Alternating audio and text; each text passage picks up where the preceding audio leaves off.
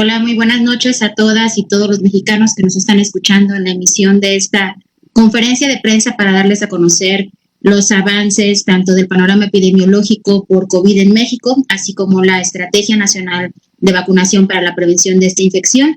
El día de hoy, siendo domingo 14 de marzo, su servidora, la doctora Gabriela Nucamendi, les da la más cordial bienvenida desde la Dirección General de Epidemiología y saludamos también vía remota a nuestro director general, el doctor José Luis Salomía Segarra. Muy buenas noches, doctor.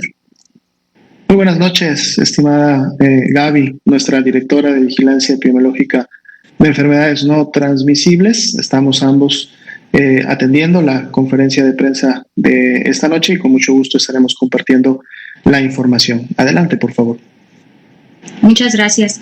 Si les parece, entonces estaríamos empezando con el primer bloque de esta conferencia, dando a conocer justo el panorama epidemiológico de COVID en el país. Adelante, por favor, si nos apoyan justo en cabina. Pues bien, como ustedes pueden observar, estas diapositivas ustedes ya las conocen bastante bien.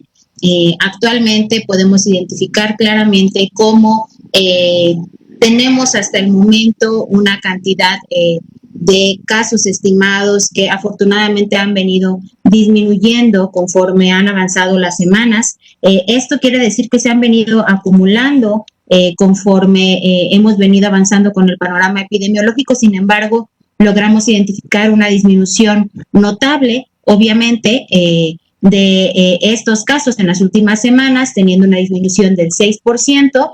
Y actualmente podemos observar en la curva también de casos estimados y en relación a las defunciones que también tenemos una numeralia bastante similar a la que veníamos presentando el día de ayer.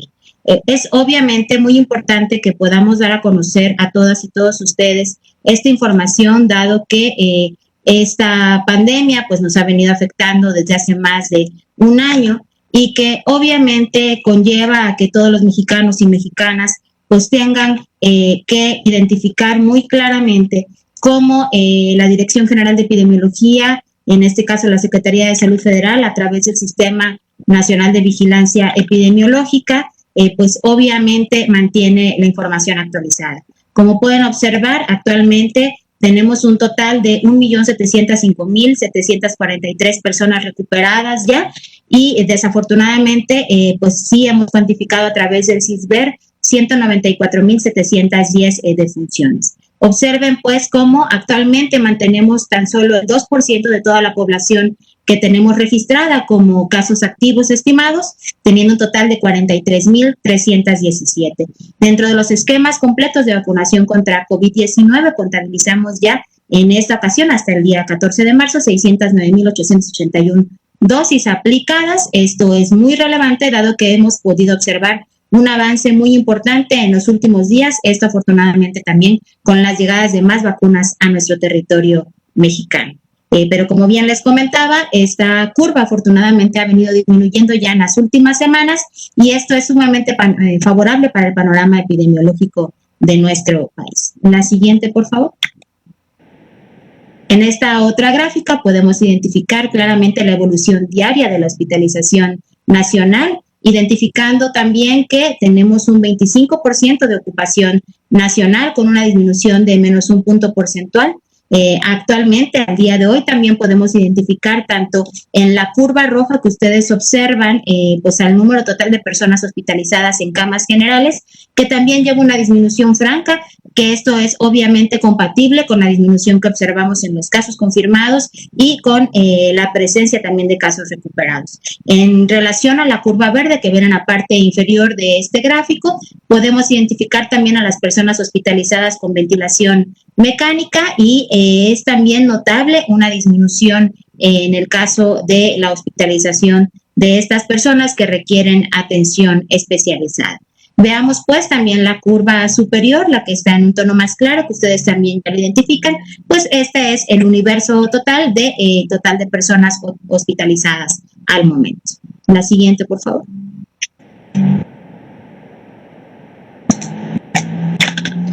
Cuando hacemos la distribución de estos casos a nivel nacional, podemos identificar claramente que ninguna entidad federativa favorablemente está con una ocupación de arriba del 70%. Lo mismo ocurre en el rango de 50 a 69%. Actualmente estos dos rangos, que son los que presentarían en un momento de entidades con mayor ocupación, afortunadamente se encuentran en cero. Tan solo 6 entidades federativas, que las ven en un tono un poco más oscuro dentro del mapa, se encuentran en un rango de ocupación entre el 30 y el 49%, y el grueso de las entidades federativas del país, es decir, 26 de las entidades, se encuentran con una ocupación del menos del 30%. Actualmente tenemos identificadas 31.764 camas totales, de las cuales disponibles contamos ya con 24.239, y hasta el día de hoy el censo que tenemos registrado con la Red Nacional de Notificación de esta información, tenemos ya 7.525 camas ocupadas. Obviamente esto en relación a la hospitalización general. La siguiente, por favor. En este otro mapa podemos identificar la disponibilidad de camas, en este caso camas con ventilador, es decir, estas camas que se requieren para los pacientes que desafortunadamente presentan signos y síntomas de gravedad, y ante ello podemos observar también que en todo el territorio mexicano afortunadamente lo encontramos en un tono claro, a café claro. Tan solo la Ciudad de México se encuentra en el rango de 50 a 69%. Si observamos durante la última semana se mantuvo más o menos en este porcentaje. El día de ayer el doctor Zaragoza presentaba que se encontraba con un 51% de ocupación. Hoy incluso disminuyó un punto porcentual, está en 50%. Y tenemos 7 entidades federativas que presentan una ocupación entre el 30 y el 49%. Afortunadamente, el grueso de las entidades federativas, es decir, 24, tienen una ocupación de menos del 30%. Actualmente, de las 10.918 camas totales que tenemos identificadas en el país con estas características, tenemos disponibles 7.894, de las cuales se mantienen ocupadas 3.024. La siguiente, por favor.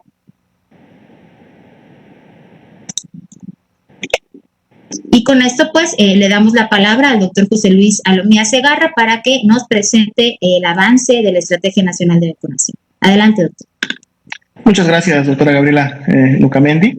Vamos entonces ahora a actualizar el componente, como bien lo acaba de comentar la doctora Nucamendi, de la Estrategia Nacional de Vacunación y cuál ha sido el avance hasta el día de hoy. Como pueden ustedes ver en esta primera diapositiva, que también ya conocen, dado que aquí vamos actualizando día por día todas las dosis que se han ido aplicando desde el 24 de diciembre, en que se inició con la primera de ellas al personal de salud.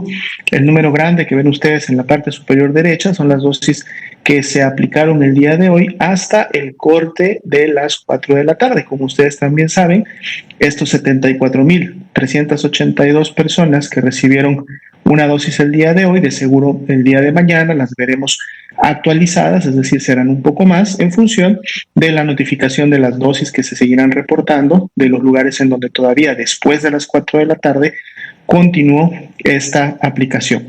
Y pueden ustedes ver en la gráfica precisamente también el comportamiento, subidas y bajadas en función de las dosis diarias aplicadas. Y sabemos que esto obviamente responde en su momento a la existencia de la vacuna, es decir, a las diferentes fechas en que los embarques han ido llegando al país, que por lo tanto nos han dado disponibilidad de dosis para que a través de la distribución a cada una de las 32 entidades federativas, pues bueno, se pueda llevar a cabo la estrategia. Y como pueden notar, hay días en donde obviamente cuando además se conjuntan diferentes marcas y tipos de vacuna, pues bueno, se puede avanzar todavía mucho más, ¿no? Hasta el momento tenemos días en donde se han superado las 300,000 dosis aplicadas, y es un poco la expectativa que tenemos y que podremos seguir realizando en función de que tengamos, obviamente, como decía, la disponibilidad de las dosis de vacuna. De hecho, aquí recordamos, el día de ayer anunciábamos que llegaron al país 1 millón de dosis de la vacuna Sinovac. Obviamente esas todavía no estaban disponibles en las entidades federativas para su aplicación, este millón de dosis que empezó a distribuirse entre el día de hoy, pero de seguro finalizará el día de mañana, es precisamente la que nos dará nuevamente de seguro un incremento en las cantidades diarias de vacunación que veremos durante el transcurso de esta semana que pues hoy día inicia. Si vemos precisamente la siguiente diapositiva, ahí es donde podemos notar las dosis acumuladas y por lo tanto también un poco cómo se va comportando la velocidad y la intensidad de la vacunación, que está precisamente representada en la curva de color verde. Y podemos ver cómo en esta última semana, que cerró el día de ayer, tuvimos una velocidad importante para cada uno de los días, por eso nuestra curva toma una imagen que empieza a ser obviamente vertical, lo cual nos habla de esta velocidad, y podremos ver de seguro para esta semana que viene una gráfica o una presentación similar y además que va a continuar incrementándose, ¿no? Vamos a seguir subiendo esta cantidad de dosis hasta el momento aplicadas en todo el país, que para el día de hoy ya suman 4.339.926. Como lo hemos estado diciendo estos últimos días, alcanzamos nuevamente un récord en las dosis aplicadas de vacuna en lo que va de la Estrategia Nacional de Vacunación. Si vemos la siguiente diapositiva, podemos precisamente comparar estas dosis que hasta el momento se han aplicado, estas más de 4.339.000, con las dosis que hasta el momento han llegado al país, que suman con el millón de dosis de Sinovac de ayer, 6.429.375. Y podemos ver en el avance de un 68%, que entonces ya poco más de las 2/3 partes de todas las dosis que han arribado al país ya se han aplicado. Recordando que 1 millón de esas dosis pues apenas están en proceso de distribución y las podremos ver empezándose y avanzando su aplicación durante el transcurso de toda esta semana. Estas dosis, este millón que llegó ayer, lo comentábamos también ayer sábado, serán distribuidas, ¿no?, entre las 32 entidades federativas y serán utilizadas como primeras dosis para personas adultas mayores, que es uno de los grupos con los que estamos ahorita trabajando de manera intensa. Precisamente, si vemos en la siguiente diapositiva, es donde todos los días estamos actualizando cómo va también el avance para cada uno de estos grupos que hasta el momento iniciaron la vacunación. Ya en los últimos días no hemos tenido mucho movimiento en el grupo de trabajadores de la salud, dado que recordemos, en la primera etapa están contemplados los trabajadores de la salud de primera línea, es decir, aquellos que tienen en un momento determinado contacto directo o tuvieron durante el año previo contacto directo con los casos, o tanto sospechosos como obviamente confirmados de la COVID-19, por lo tanto tienen el mayor riesgo en su momento de poder infectarse y desarrollar enfermedad, y es importante que ellos estén protegidos, que ellos estén inmunizados contra esta enfermedad para que puedan seguir desarrollando su tan importante labor de atender a las personas enfermas, pero sobre todo aquellas que enferman de manera grave y crítica y que requieren servicios en segundo y tercer nivel de atención médica, es decir, en los hospitales generales, hospitales de especialidad y de alta especialidad en todo el país. Se continúa, y esto es algo que apenas se está iniciando, con el personal o los trabajadores de la salud de segunda línea, y obviamente aquí también podremos empezar a ver un avance en las siguientes semanas, en la medida que cada una de las 32 entidades federativas reporte y pueda en su momento certificar que ya terminó de vacunar a su personal de primera línea. Son 828.769 dosis las que al día de hoy primeras dosis se han aplicado, y de este grupo de trabajadores de la salud el 71% ya recibió su segunda dosis. 592.452 personas trabajadoras de la salud ya para el día de hoy tienen este esquema completo de vacunación. El personal educativo, en este caso trabajadores de la educación del estado de Campeche, es un número que no ha tenido movimientos porque esta estrategia se llevó a cabo en un momento determinado, ya se integró en base a este primer grupo de personas, trabajadores de la educación que se vacunaron, y en todo caso, lo que continúa es seguir más bien con la estrategia que en su momento podrá llevar, en este caso, al estado de Campeche a retomar sus clases de manera presencial y obviamente también en esa medida poder identificar si todavía faltaría vacunar a algún trabajador de la educación, poder continuar y hacerlo oportunamente. Y luego estamos el tercer grupo que aparece en la gráfica, pero que es la segunda etapa y una de las más importantes también de esta Estrategia Nacional de Vacunación, que son precisamente los adultos mayores de 60 años y más, recordando que este grupo fue priorizado por el Grupo Técnico Asesor de Vacuna, nuestro GTAP en México, dado que como grupo poblacional son los que contribuyen y representan la mayor mortalidad y letalidad que ocurre a consecuencia de la COVID-19. Por lo tanto, es una población que debe de quedar protegida lo antes posible, precisamente para disminuir estos indicadores de afectación y obviamente de afectación poblacional o de afectación a las mismas personas, para poder reducir obviamente la enfermedad grave y las defunciones en este grupo. El día de hoy nos actualizan con 2.883.813 los adultos mayores de 60 años y más que ya han recibido una primera dosis. Todavía no vemos un avance de segundas dosis o esquemas completos. Esto lo veremos todavía en siguientes semanas, en la medida obviamente que se vaya avanzando con la aplicación de las mismas. Si nos comparten la siguiente diapositiva, actualizamos también, como todos los días, la notificación que nos hacen las 32 entidades federativas, todas las unidades de salud a través del Sistema Nacional de Vigilancia Epidemiológica, de los eventos supuestamente atribuibles a vacunación e inmunización.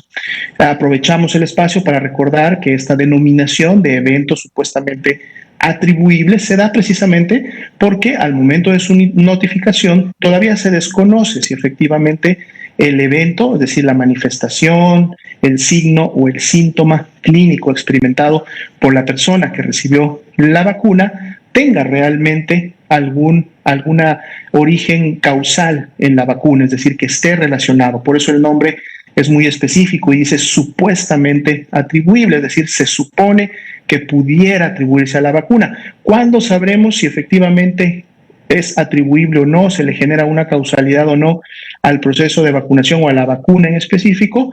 Cuando el grupo de expertos dictamina, porque es el trabajo también que se tiene a nivel federal de llevar a cabo la dictaminación de estos ESAVIS que en su momento se clasifican como graves.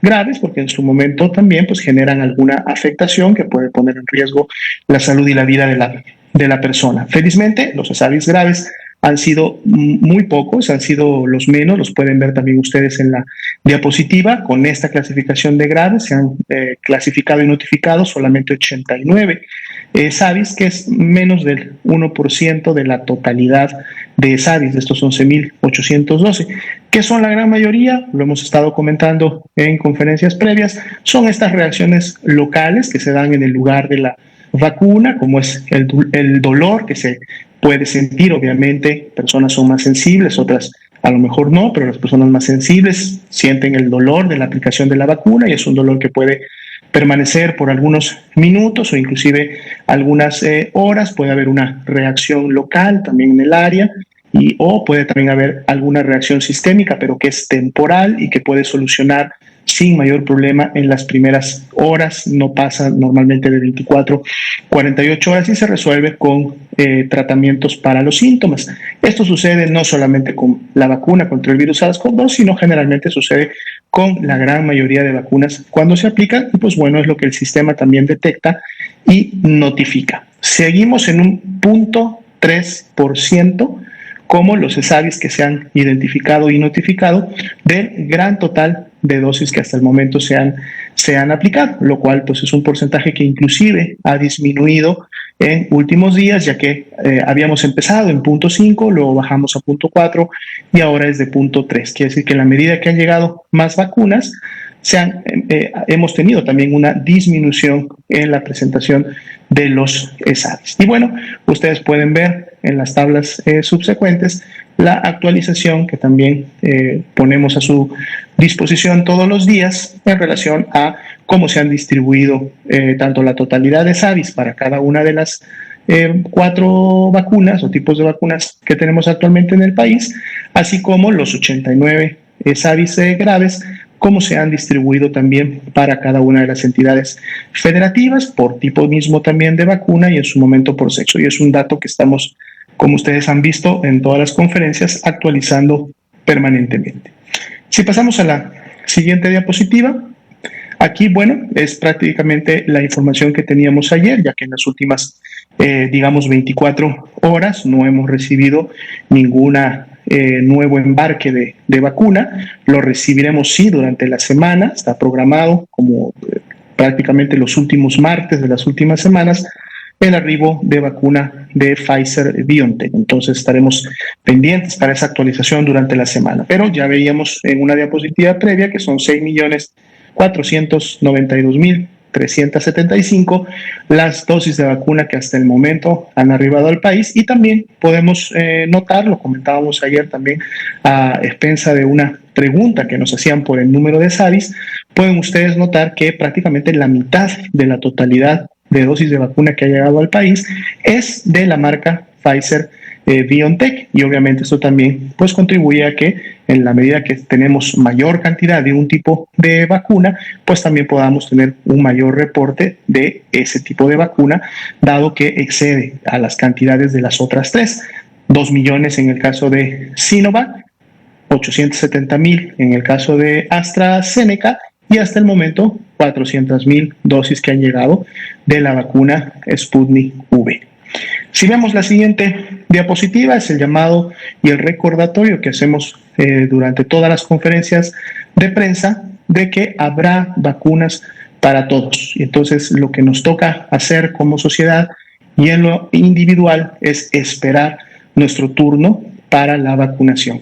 El gobierno de México ha hecho provisión, tiene contratos y cuenta con los recursos financieros para adquirir todas las dosis que serán necesarias para cubrir, como se ha dicho en muchas ocasiones, de manera universal y de manera gratuita a toda la población mexicana. Sin embargo, en este momento, la proveeduría internacional, es decir, las empresas, las farmacéuticas que desarrollan y fabrican la vacuna, no están todavía en condiciones de poder atender el 100% de la necesidad de todos los países. Es por eso que la vacuna está llegando en la medida que se está produciendo y en la medida que las casas farmacéuticas las están distribuyendo. Tenemos los contratos para toda la población y estos estarán llegando en su gran mayoría durante todo el año y los primeros meses del próximo año.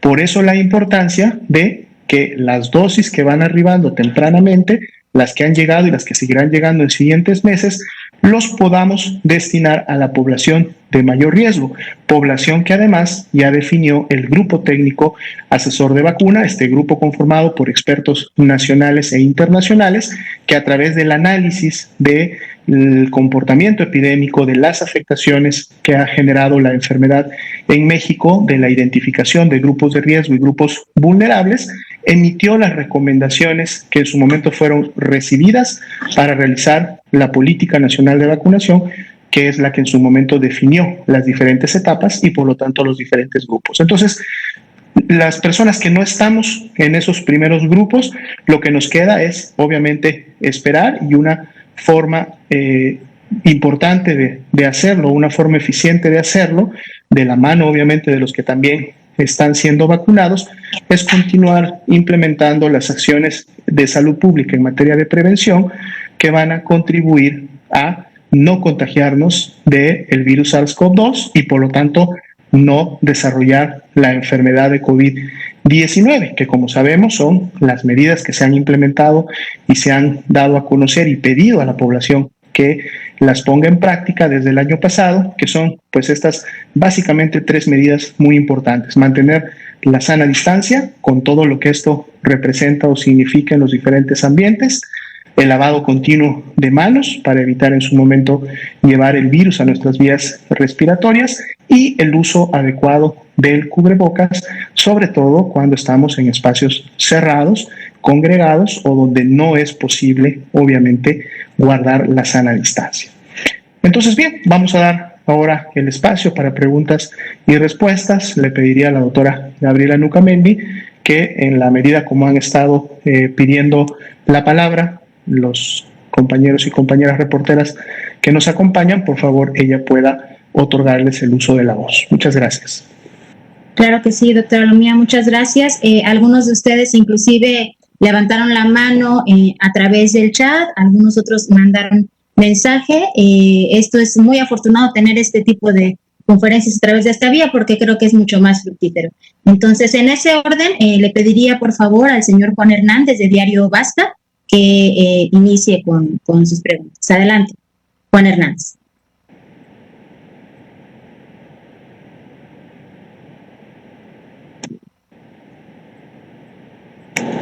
Perdón, ya, buenas noches, perdón, no tenía el micrófono activado. Buenas noches.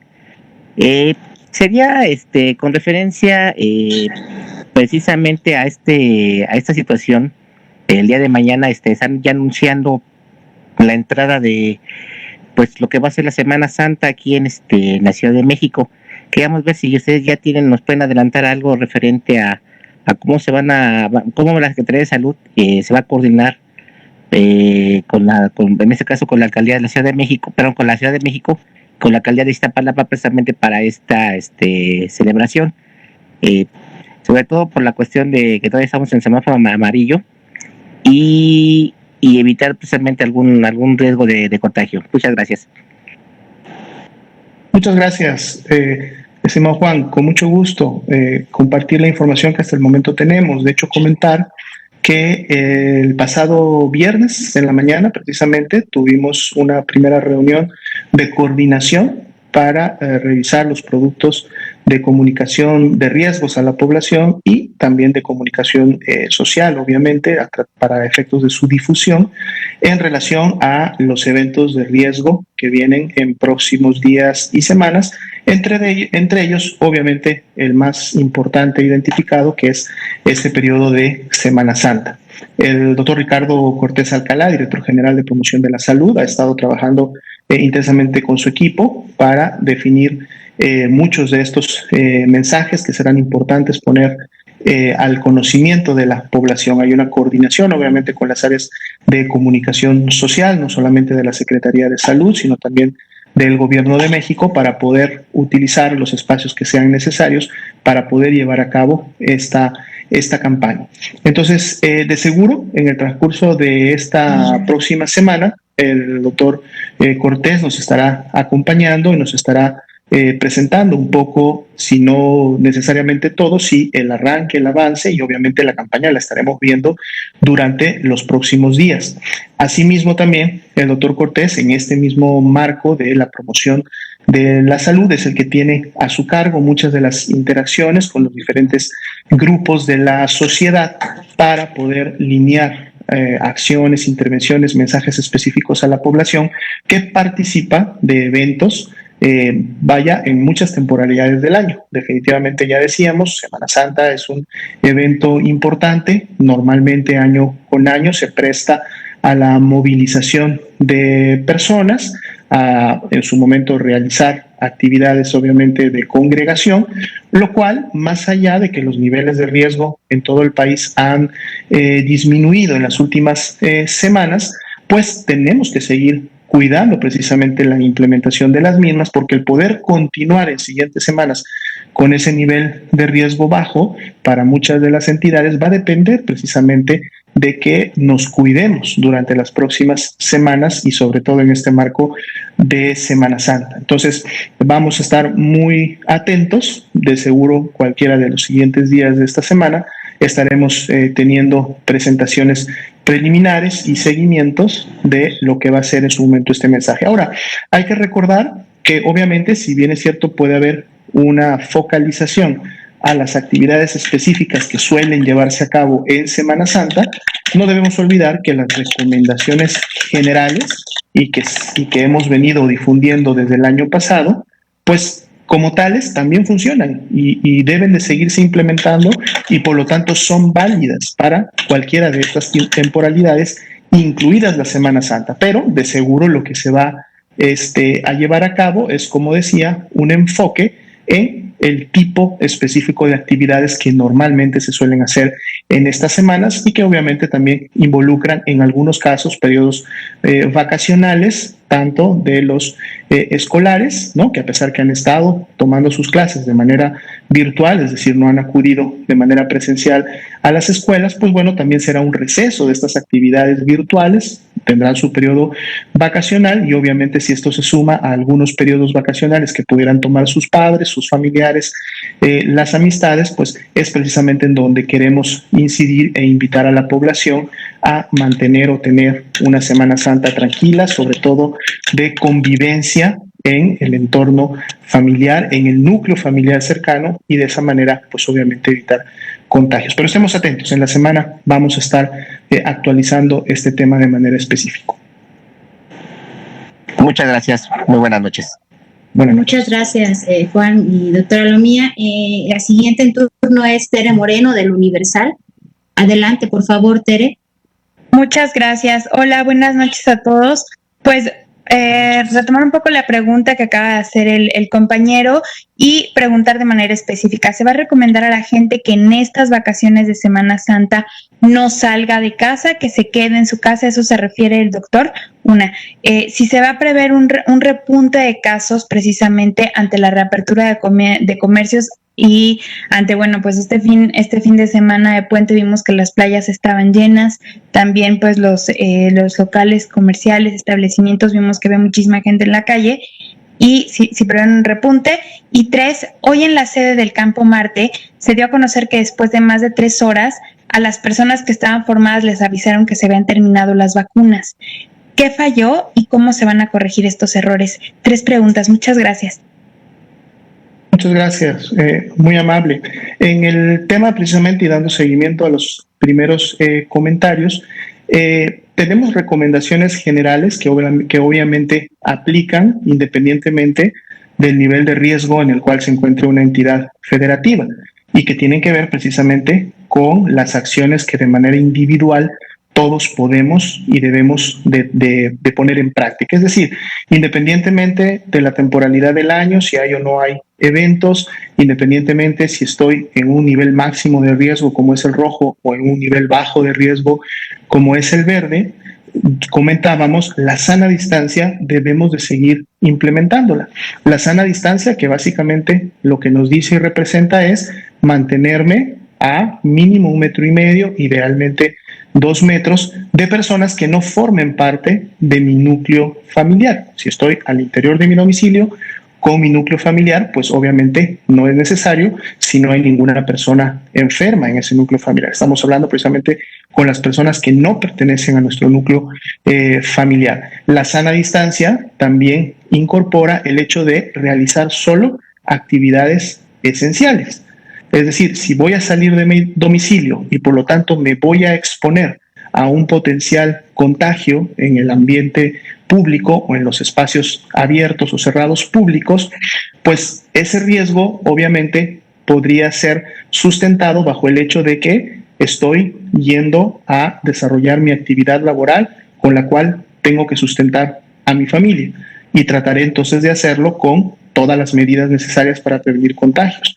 O estoy saliendo porque necesito demandar atención médica o estoy llevando a una persona adulto mayor o alguien de mi familia a que sea revisado por el médico porque tiene signos y síntomas de COVID o de otra enfermedad y requiere de atención médica. O estoy saliendo de mi domicilio porque estoy acudiendo a comprar los insumos alimenticios que mi familia necesita, obviamente, para poder comer durante el día, durante la semana, o los insumos de limpieza para mantener el entorno y el interior de mi hogar pues libre, obviamente, lo más que se pueda de gérmenes y otro tipo de microorganismos. Entonces, estamos hablando justo de actividades esenciales que son, como su nombre lo dice, necesarias para poder llevar una vida adecuada, para poder mantener a mi familia en un nivel óptimo.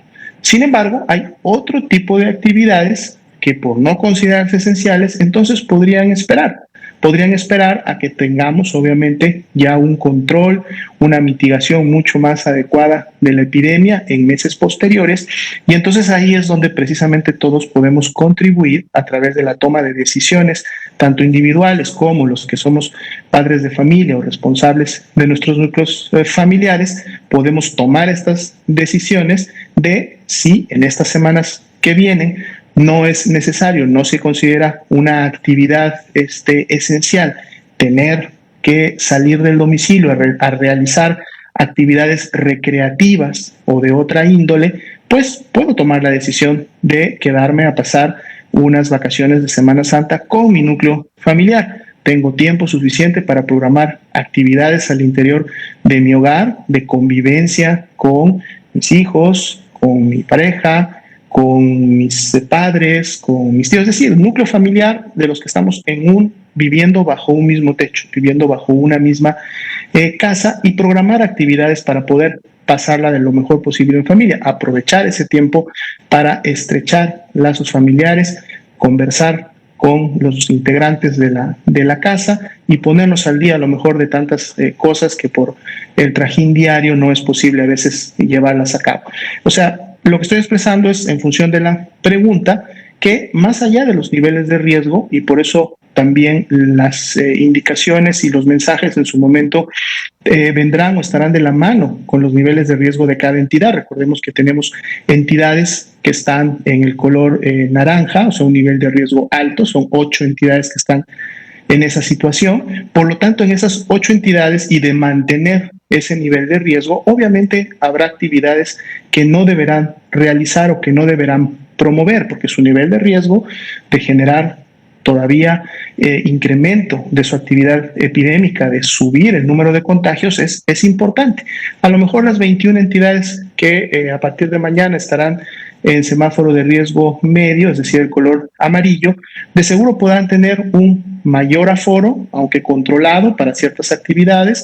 Sus recomendaciones a lo mejor no serán tan restrictivas, ¿no? Y entonces podrán tener alguna actividad por ahí que contribuya obviamente a no generar mayores riesgos y poder mantener ese nivel medio amarillo durante todavía muchas semanas más. Y ni qué decir de las entidades que a partir de mañana, estas 3 entidades que están iniciando un nivel de riesgo bajo, que es verde, pero que, como sabemos, dado que todavía tenemos en México población susceptible de enfermar, pues son niveles de riesgo que rápidamente pueden incrementarse precisamente si no se cumplen, si no se llevan a cabo las recomendaciones. Entonces, de seguro tendremos recomendaciones muy dirigidas y alineadas en función de los semáforos de riesgo correspondientes para cada entidad, como un marco general, como un marco en el que nos podemos mover un poco dentro de ese mismo nivel, y habrá de seguro también recomendaciones muy específicas, como algunas de las que acabamos de comentar, para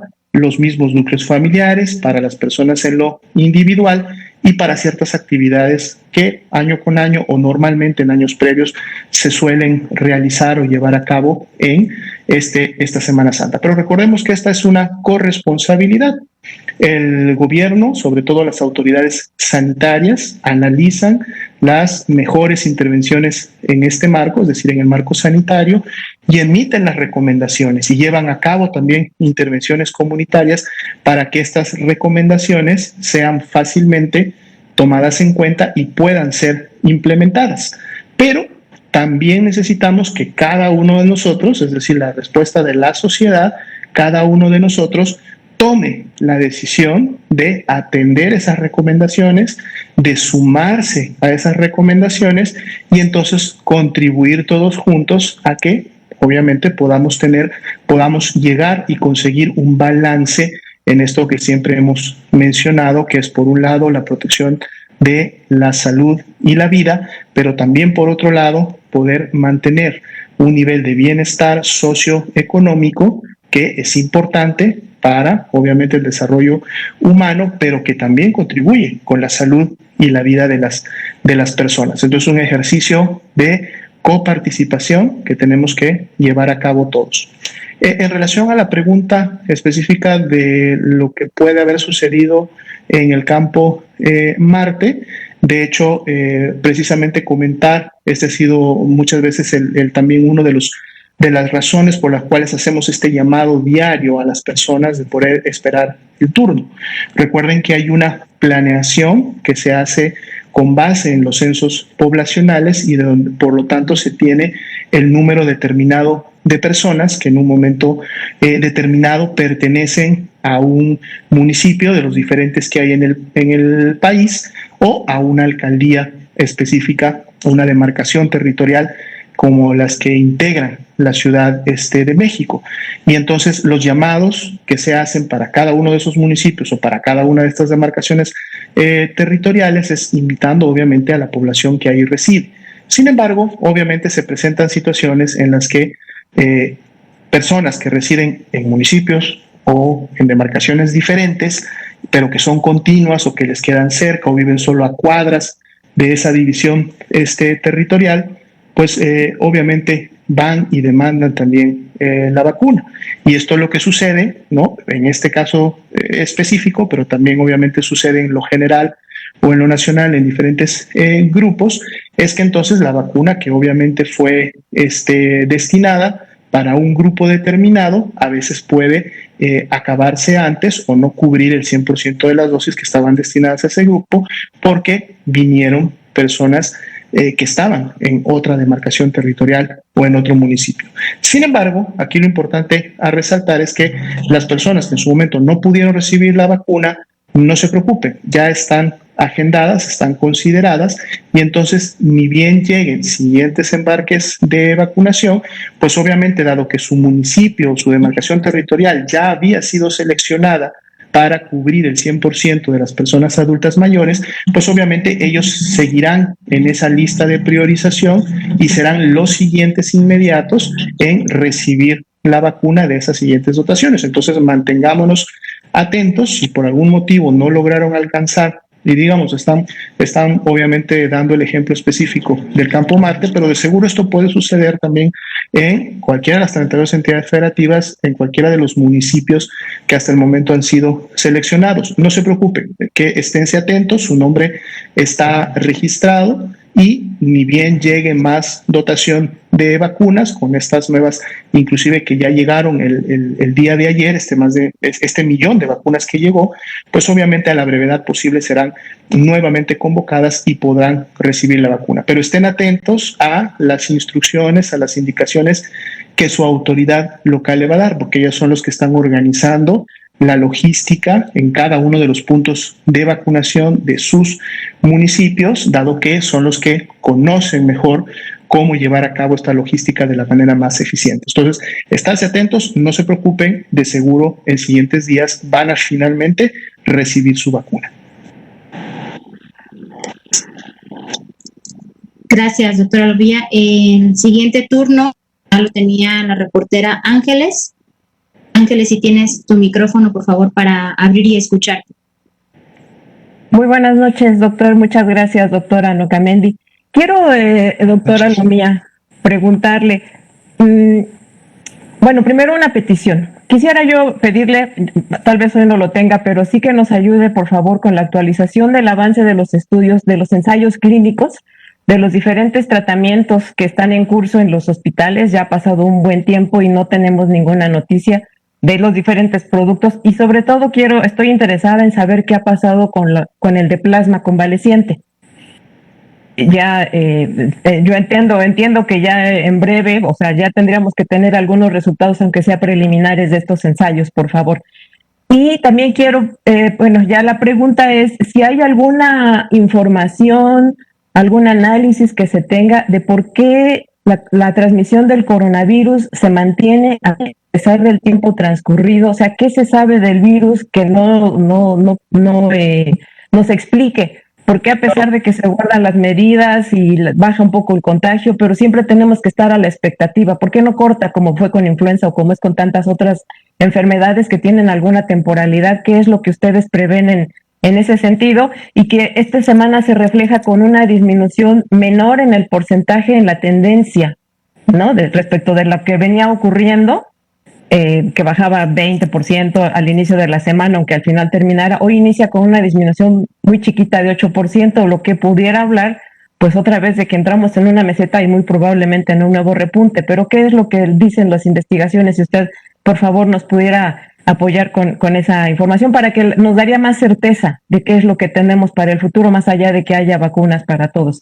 Y sobre las vacunas también, por último, doctor, y nos ayudan también a desglosar en los datos que nos presentan la cantidad de vacunas que se aplican por cada uno de cada uno de los laboratorios, lo cual nos va a dar idea de cómo sí se avanza o no en la estrategia, porque las de AstraZeneca, quién sabe, o sea, el avance a mí me parece, y usted me corregirá, que es muy lento el día de hoy cuando hay vacunas disponibles. Yo entiendo así, salvo las de 1 millón que llegaron ayer, pero hay 1 millón disponible que parece que hoy bajó la actividad respecto a los días pasados. Muchas gracias, doctor.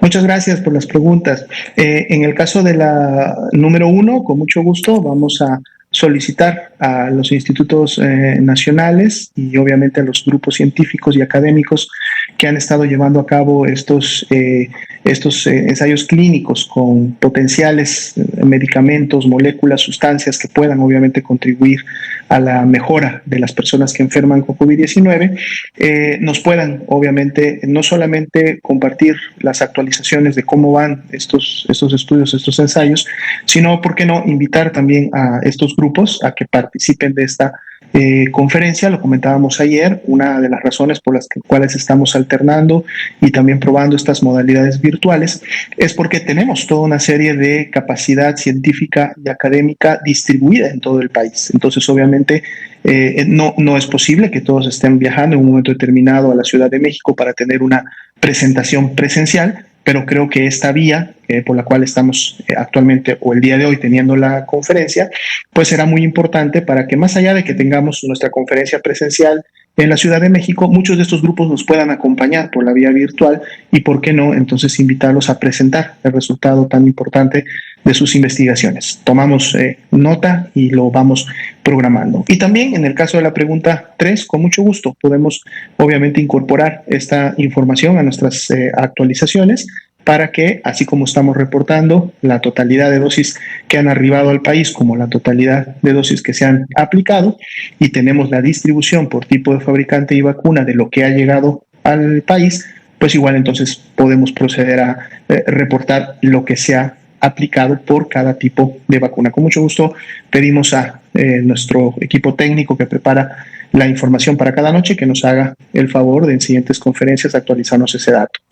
Y en relación entonces a la segunda pregunta, que tiene que ver básicamente con la dinámica con la cual se comporta la epidemia de COVID-19. Partamos primero de algo que es pues sumamente importante y que es la base de todo, que es precisamente que nos encontramos ante un nuevo tipo de coronavirus y por lo tanto una nueva enfermedad. ¿Por qué es importante esto? Porque entonces toda la población al menos enero del año pasado, descontando igual los poquitos casos que se llevaban hasta ese momento en Wuhan, China, pero de ahí toda la población mundial, no me refiero solo a de México, en todo el mundo, sí, éramos, y los que no hemos enfermado todavía, somos susceptibles a enfermar, a contagiarnos y enfermar de SARS-CoV-2 y por lo tanto desarrollar la COVID-19. Esto es importante porque entonces no hay ningún antecedente de algún tipo de inmunidad generada, ni menos que ésta sea cruzada para efectos de poder responder y no contagiarnos y en su caso enfermar de SARS-CoV-2.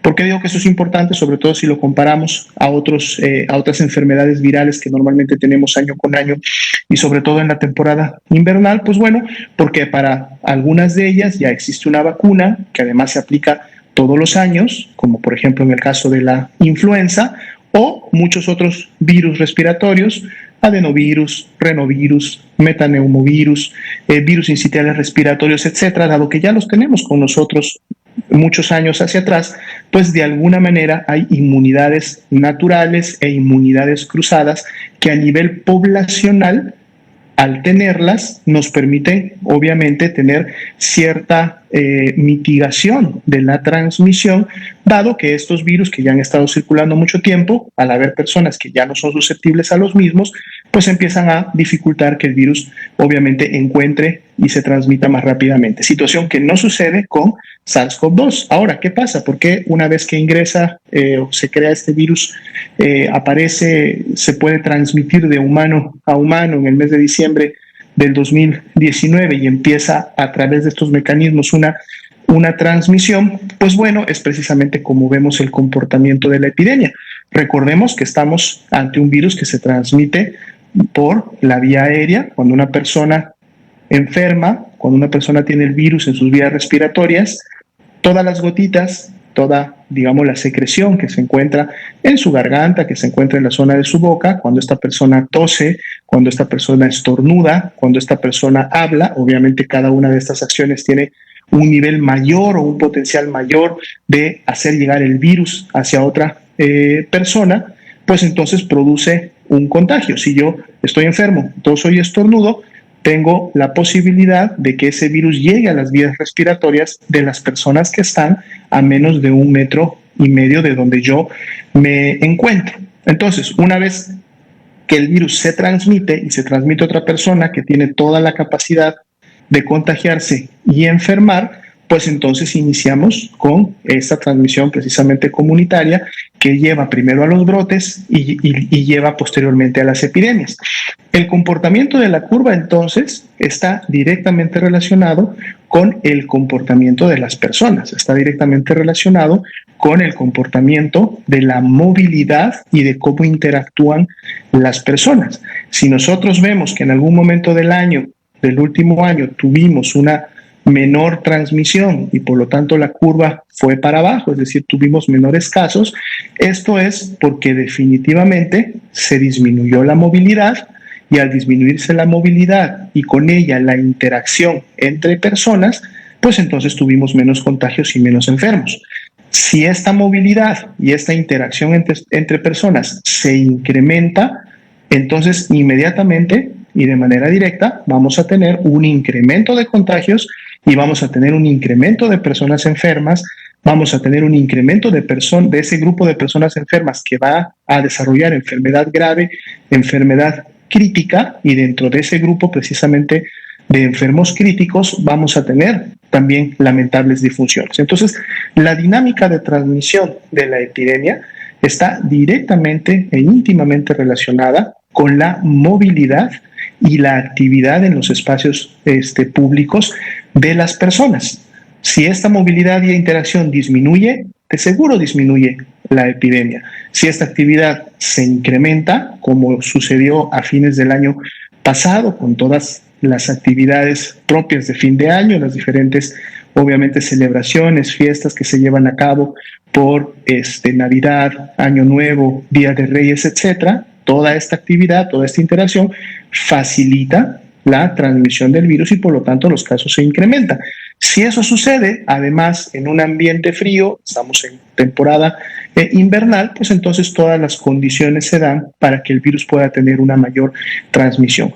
Disminuye nuevamente la movilidad, nuevamente volvemos a tomar más en cuenta, implementar y aplicar las medidas de prevención, entonces disminuyen los casos y es precisamente lo que hemos visto en las últimas semanas. Pero lo que tenemos que tener presente es lo que hemos estado comentando. Mientras todavía existan personas que no han enfermado, es decir, personas susceptibles de contagiarse y desarrollar signos y síntomas, entonces podemos tener todavía rebrotes, podemos todavía tener incrementos de la enfermedad. Y si se dan rebrotes y se dan incrementos de la enfermedad, vamos nuevamente a tener personas graves que van a requerir una cama de hospital general, una cama de hospital con ventilador y lamentablemente vamos a volver a tener personas que en su momento fallezcan a consecuencia de las complicaciones. Pero esto es una dinámica directamente ligada a la movilidad de las personas. Por eso el llamado que se realiza semana con semana, día con día, y sobre todo cuando estamos ante eventos que por su temporalidad contribuyen a esta movilidad de las personas, de que todos podamos tomar la decisión de realizar nuestras actividades de manera responsable, que prioricemos solo nuestras actividades esenciales, que en su momento tomemos conciencia que salir al espacio público es obviamente cuando todavía tenemos transmisión del virus y todavía tenemos personas susceptibles, es precisamente una acción que va a contribuir a que pueda incrementarse la epidemia. El año pasado tuvimos un primer corte y un primer informe del estudio de seroprevalencia que llevó a cabo el Instituto Nacional de Salud Pública. Y para el inicio ya del último trimestre del año nos reportaban precisamente que el 25% de la población mexicana estaba o había sido expuesta al virus SARS-CoV-2. Obviamente de ese 25% también nos presentaron como un grupo enfermó, desarrolló signos y síntomas, y otro grupo se pudo haber mantenido asintomático. Más allá de que en los picos, en la ola que tuvimos en el mes de diciembre, este 25% obviamente de seguro continuó incrementándose, de seguro todavía queda un buen porcentaje de población que a lo mejor no ha tenido ni exposición y por lo tanto no ha enfermado. Y ese grupo poblacional es el que va a mantener y puede mantener todavía activa la epidemia. Es por eso que decíamos también en semanas previas lo que bien señala que la disminución que hemos visto en últimas semanas ya no tiene la misma intensidad como lo tenía en el mes de enero y principios de febrero. Ya las últimas 2-3 semanas ha habido una desaceleración, aunque sí hemos visto que todavía mantiene una tendencia descendente. Ya esta tendencia descendente no es la misma que veíamos en semanas previas, lo que quiere decir que estamos ya alcanzando un nivel basal de transmisión. Es decir, todo este grupo de personas que todavía no ha enfermado, que todavía no se ha contagiado del virus, continúa contagiándose, pero obviamente o probablemente lo hace a una menor velocidad, lo cual nos está dando menos casos. Pero eso porque se están acatando más o menos las medidas de prevención.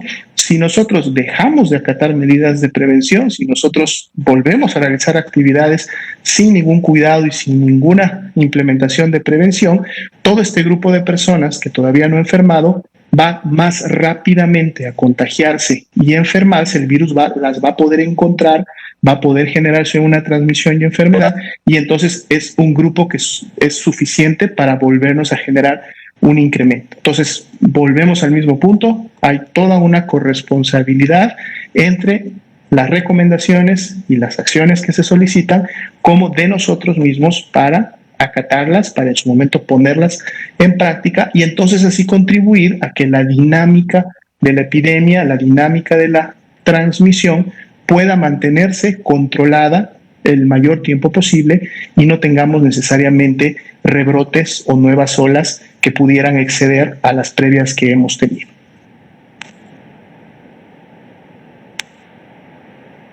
Muchas gracias, doctora Lomía. Justo revisando ya la hora, estamos pasando las 8 de la noche con 1 minuto. Cierto. La verdad es que muy interesantes todas las preguntas recibidas el día de hoy y nos quedaron algunas pendientes en el chat. Tengo entendido que todo esto llega con nosotros a través de comunicación social para que podamos respondérselas obviamente fuera del aire, pero es muy importante también que el día de mañana, que estaremos en la conferencia de prensa, puedan también acompañarnos y obviamente ya tomando nota de quienes quedaron pendientes con las preguntas el día de hoy, pues serán los primeros en participar. Agradecemos pues a todos los que están conectados, tanto en redes sociales como en sus televisores, a todos los mexicanos y mexicanas que están al pendiente, población general, trabajadores de la salud que están al pendiente de esta información, pues que tengan muy buena noche de domingo. Gracias, doctora Lomía, gracias a todos. Gracias. Y los vemos mañana. Muy amables. Muy buenas noches, hasta luego. Buenas noches.